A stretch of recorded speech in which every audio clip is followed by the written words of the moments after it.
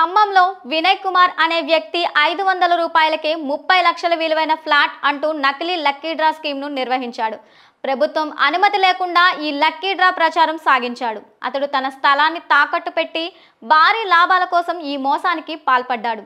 ఈ స్కీమ్లో 13 మందిని ప్రచారానికి నియమించుకున్నాడు. వీరి గురించి తెలుసుకున్న పోలీసులు 13 మందితో పాటు అతడిని కూడా అరెస్ట్ చేశారు. ఈ మధ్య కాలంలో వెరైటీ లక్కీ డ్రాల గురించి తరచూ వింటున్నాం, చూస్తున్నాం. 1000 రూపాయలు కడితే ఫ్లాట్, వ్యవసాయ భూములు, ఇల్లు ఇలా రకరకాలుగా లక్కీ డ్రాను నిర్వహించే వారి సంఖ్య రోజు రోజుకు పెరుగుతుంది.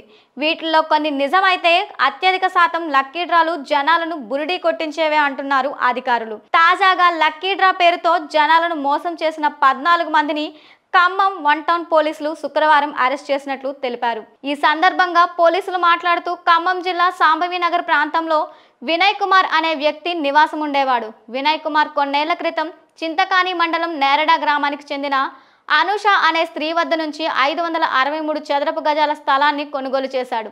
ఈ స్థలాన్ని కేవలం 7 లక్షల రూపాయలకే వినయ్ సొంతం చేసుకున్నాడు. దానిపై ఓ ఫైనాన్స్ సంస్థ వద్ద తాకట్టు పెట్టి 20 లక్షల రుణం తీసుకున్నాడు. ఇప్పుడు ఆ స్థలం భారీ ధర పలుకుతుందని నమ్మించి జనాలను బురిడీ కొట్టించడానికి లక్కీ డ్రా స్కీమ్ను తీసుకొచ్చాడు.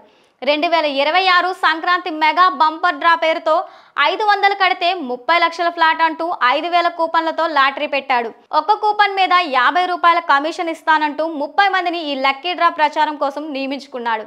ఈ వ్యవహారం కాస్త పోలీసుల దృష్టికి వచ్చింది.